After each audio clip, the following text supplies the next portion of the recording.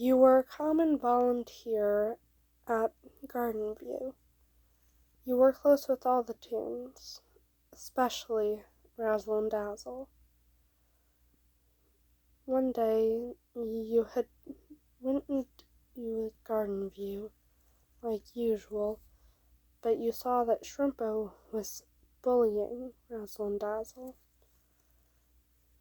Then Shrimpo said, "You two are stupid. Comedy and tragedy? What cliché." Razzle and Dazzle are both crying, which is a surprise because Razzle's usually smiley, whereas Dazzle's almost always gloom. And you immediately go up to Shrimpo, grab his shoulder tightly, and say in a stern voice, "Shrimpo, leave them alone." And Shrimpo immediately tenses up, then manages to say through his fear, and somehow in a cocky voice, "And what if I don't?" You can tell that he's afraid. Then you say, "If you don't, then I'll tell Dandy." And you know how Dandy gets when he's angry. Then Shrimpo runs away. You help Razzle and Dazzle up and ask in a concerned voice, "Are you boys okay?"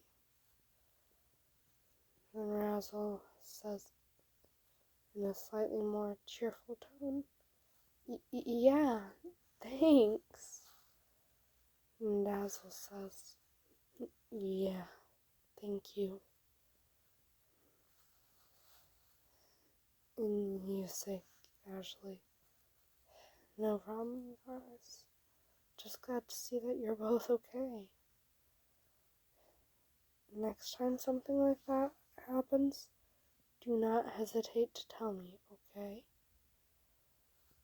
And if he's stupid enough to do that again, I will actually tell Dandy. Either Dandy or Roger. Roger can get kinda scary when he's angry too." Then something unexpected happens. Dazzle leads the hug, but they both tackle you at the same time and hug you tight. Then you ask in a mildly concerned voice, "What's wrong?" And they immediately say, "Nothing." Then Razzle says, "We just wanted a hug." And you figure that by now it's best to get a hug from you.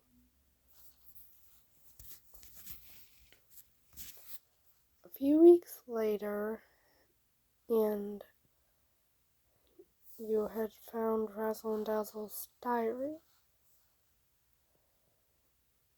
When they come into the room and see you just holding their diary and not knowing what to do with it,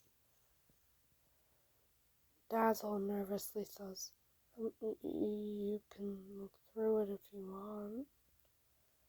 You're surprised because generally diaries are meant to be kept private. And plus, you were used to Dazzle being more insecure and nervous about sharing things. You just hand their diary back to them. And then say, I didn't know what to do with it. Shrimpo handed it to me. I'm not sure if he looked through it or what."